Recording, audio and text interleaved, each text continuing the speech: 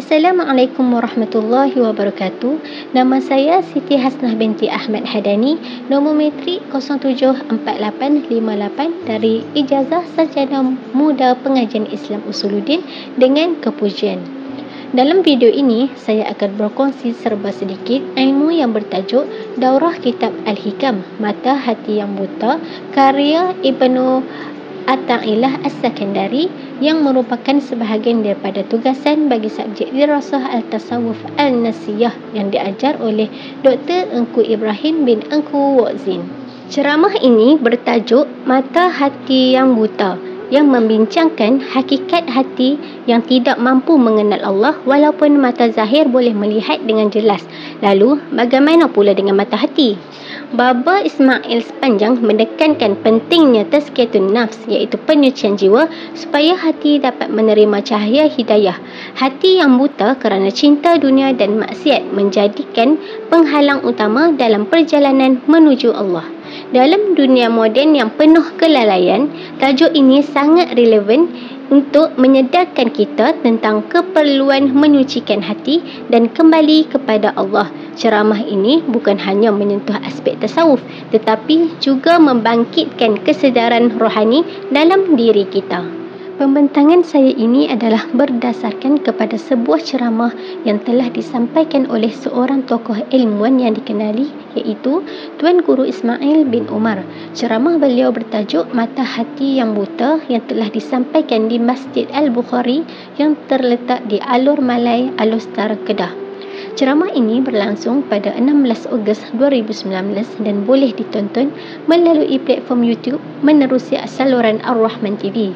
Ceramah ini mengupas isu penting dalam kehidupan umat Islam masa kini, iaitu kesungguhan yang berlebihan dalam mengejar rezeki duniawi sehingga mengabaikan tujuan utama penciptaan manusia, iaitu untuk beribadah dan mengenal Allah Subhanahu wa Ta'ala.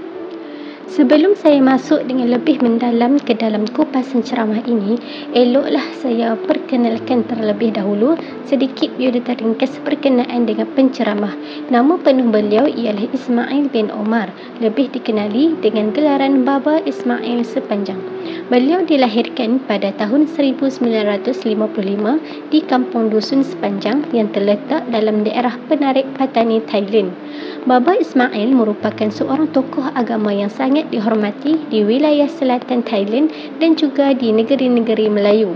Beliau telah mendirikan pondok sendiri di Patani dan aktif dalam mengajar serta berdakwah kepada masyarakat setempat. Dalam bidang penulisan, beliau terkenal dengan beberapa karya penting seperti Mizan Ad-Durari, Hikam Jawi, Mawaiz Al-Iman serta beberapa karangan lain yang menyentuh aspek tafsir, hadis dan qawaid fiqh. Dari sudut pengaruh dan sumbangan, Baba Ismail dikenali sebagai seorang pencipta kitab dan ceramah beliau sering dihadiri oleh ribuan pendengar, menunjukkan betapa besarnya kesan dakwah yang beliau bawa kepada masyarakat. Seterusnya, marilah kita menelusuri isu utama yang dikupas oleh penceramah dalam ceramah ini, iaitu huraian berkenaan hikmah yang kelima daripada kitab Al-Hikam karya Ibnu Athaillah As-Sakandari, iaitu yang bermaksud bersungguh-sungguh pada mencapai rezeki yang duniawi. Apabila seseorang, iaitu murid, bersungguh-sungguh mencari rezeki dunia yang Allah sudah jamin untuknya dan pada masa yang sama dia kurang berusaha atau memilih-milih dalam melakukan amalan ketaatan yang Allah wajibkan ke atasnya, maka itu adalah tanda bahawa mata hatinya telah tertutup dan menjadi gelap. Hikmah ini memberi peringatan kepada kita tentang terbaliknya keutamaan hidup apabila kita terlalu bersungguh-sungguh mengejar dunia tetapi lalai dalam amal ibadah yang Allah sendiri perintahkan kepada kita. Rezeki dunia seperti duit, makanan dan pekerjaan, itu semua Allah telah jamin untuk setiap hambanya. Tetapi ibadah dan ketaatan seperti solat, zikir, akhlak, inilah yang kita wajib usahakan sendiri dengan sungguh-sungguh. Kalau kita tengok, ramai orang hari ini sanggup bersusah payah bekerja, bangun awal, balik lambat, malah berhutang dan stres kerana mencari dunia. Tetapi dalam masa yang sama, amal taat kepada Allah dipandang ringan, solat dilambatkan, zikir ditinggalkan, muhasabah diri diabaikan. Ibnu Ata'illah menyebut, itulah dalil yang menunjukkan atas terhapus dan gelap mata hati daripada engkau. Maknanya, apabila seseorang terlalu mengejar dunia dan cuai dalam urusan akhirat, itu tanda bahawa hatinya telah diselubungi kegelapan. Maksudnya, kita nampak sangat kesalahan orang lain, tapi kita tak nampak kesalahan diri sendiri. Kita mudah membaca dan menilai perangai orang lain, tetapi kita sendiri tak sedar siapa diri kita yang sebenar. Inilah yang disebut sebagai hati yang terhijab atau tertutup daripada cahaya hidayah. Isi yang seterusnya ialah untuk kita kenal mata hati kita dalam kegelapan ataupun samar-samar. Antaranya ialah apabila barang yang Allah sudah jamin, tiba-tiba kita bersungguh-sungguh mencarinya. Tetapi apabila yang Allah tuntut, kita mengurangkan seolah-olah kita hiraukannya. Dalam hidup ini, ada dua perkara yang penting. Yang pertama, apa yang Allah sudah jamin, iaitu seperti rezeki, kehidupan, takdir. Dan yang kedua, iaitu apa yang Allah tuntut, seperti amalan, ibadah, taat dan usaha untuk mendekatkan diri kepadanya. Tapi malangnya, ramai antara kita terbalikkan keutamaan. Untuk urusan dunia, kita sanggup bersungguh-sungguh, berkorban masa, tenaga dan emosi. Tetapi untuk perkara yang Allah wajibkan, kita ringan-ringan dan lalai. Seolah-olah perintah Allah itu bukan keutamaan. Itulah tanda mata hati kita dalam kegelapan ataupun samar-samar. Usaha itu amalan. Allah memang tuntut kita untuk berusaha. Tetapi dari segi iman kita macam mana pula? Kesempurnaan iman itu dibina dari tasdik, iaitu pembenaran dalam hati. Maksudnya, usaha luar iaitu jasmani memang penting. Kita kerja, cari nafkah, siapkan tugasan dan sebagainya. Tetapi, usaha dalam rohani iaitu mengukuhkan tasdik, iaitu keyakinan, kepercayaan dan penyerahan hati kepada Allah. Itulah yang menjadi asas kepada kesempurnaan iman. Tanpa tasdik yang kuat, usaha zahir akan kosong. Ia tidak memandu hati menuju kepada Allah Subhanahu Wa Taala. Sebab apa perkara ini dikatakan demikian? Menurut Syekh Zarruq memberikan penjelasan, kata beliau, ini berlaku kerana, wahai murid, dua perkara. Yang pertama, kamu telah melakukan sesuatu perkara bukan pada jalannya yang betul. Dan yang kedua, kamu juga meletakkan sesuatu bukan pada tempat yang sepatutnya.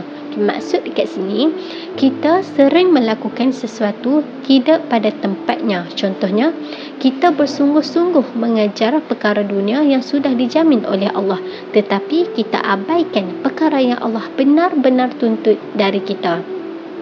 Kita meletakkan sesuatu pada tempat yang salah, sama seperti meletakkan kereta parking di tempat yang salah. Itu salah dan akan menyusahkan orang lain. Contoh lain yang boleh saya berikan di sini, kita mempunyai barang berharga iaitu emas. Jika kita letak di atas meja, kalau hilang benda tu, pencuri tidak akan dihukum potong tangan kerana emas itu tidak dijaga dengan baik. Tetapi jika kita simpan di dalam peti besi yang elok, pencuri akan dihukum kerana kita meletakkan barang di tempat yang tepat.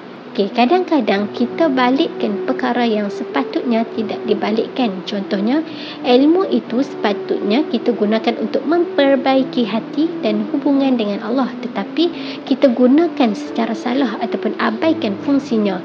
Ini sama seperti kita memandai-mandai lebih daripada Allah, seolah-olah kita tahu lebih baik daripada perintahnya, maka kerjakanlah apa yang telah diperintahkan kepadamu, kerana pekerjaan itu telah dijamin hasilnya oleh Allah Subhanahu Wa Taala. Perkara yang disebut barang yang telah dijamin adalah rezeki yang sudah dijamin oleh Allah untuk setiap makhluk. Menurut Imam Al-Ghazali, rezeki itu ada 4 jenis. Yang pertama, rezeki madmun, iaitu rezeki yang sudah pasti dijamin oleh Allah. Contoh, makanan dan minuman harian yang kita perlukan untuk hidup. Allah sudah jamin setiap makhluk akan mendapatnya. Yang kedua iaitu rezeki maksum, iaitu rezeki yang Allah pelihara daripada bahaya dan mudarat. Contohnya, kesihatan yang baik supaya kita boleh menggunakan rezeki kita dengan baik dan tidak mudah sakit. Yang ketiga, rezeki mamluk, iaitu rezeki yang tidak menyebabkan masalah atau bahaya kepada kita. Contohnya, rezeki yang datang tanpa mendatangkan kemudaratan seperti pekerjaan yang halal dan berkat. Dan yang keempat, rezeki mau'ud, iaitu rezeki yang membawa kepada kematian. Contoh, nafas yang kita tarik setiap saat yang pada akhirnya membawa kita kepada ajal. Dalam konteks ini, yang dimaksudkan adalah rezeki madmun, iaitu rezeki yang sudah pasti dan dijamin oleh Allah. Syekh Zarruq menegaskan bahawa kita hanya perlu fokus berusaha bersungguh-sungguh pada perkara yang Allah perintahkan dan yakin rezeki yang dijamin akan sampai kepada kita. Ibnu Abbad menjelaskan bahawa apa yang telah dijamin oleh Allah kepada setiap hamba, ia adalah rezeki yang pasti akan wujud dan pasti akan diperolehnya semasa hidup di dunia ini. Inilah yang disebut sebagai rezeki madmun, sebagaimana yang telah dijelaskan oleh Imam Al-Ghazali. Makna rezeki yang dijamin oleh Allah ialah Allah telah menjamin dan menyelesaikan rezeki bagi setiap hamba. Allah berfirman dalam surah Abasa yang bermaksud, maka hendaklah manusia memerhatikan makanannya. Sesungguhnya kami telah menurunkan air yang banyak, kami telah membelah bumi dengan retakan-retakan, lalu kami menumbuhkan pada bumi itu biji-bijian, anggur dan rumput. Ini menunjukkan bahawa ilmu dan ketentuan Allah telah siap sedia. Dia telah menentukan segala keadaan alam seperti hujan, panas dan lain-lain. Allah tidak mewajibkan kita bersungguh-sungguh mengejar rezeki, tetapi yang dituntut ialah kita berusaha dalam ibadah dan ketaatan, kerana itulah yang menjadi sebab datangnya rezeki.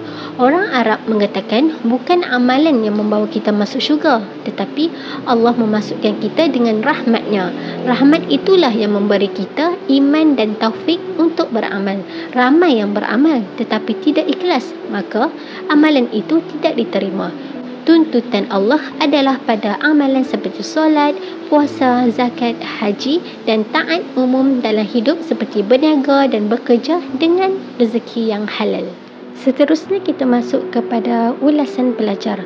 Daripada ceramah ini, saya sangat tersentuh apabila penceramah menekankan bahawa ramai manusia hari ini terlalu bersungguh-sungguh mengejar dunia seperti harta, kerja dan kemewahan. Sedangkan pada masa yang sama, mereka lalai dalam menunaikan ibadah yang Allah wajibkan seperti solat dan zikir. Menurut Ibnu Athaillah, ini adalah tanda bahawa mata hati telah gelap dan tertutup kerana tidak meletakkan keutamaan hidup dengan betul. Ceramah ini membuatkan saya muhasabah diri. Saya terfikir, adakah aku yakin dengan janji Allah tentang rezeki, atau aku hanya berlakon yakin tetapi sebenarnya tidak percaya?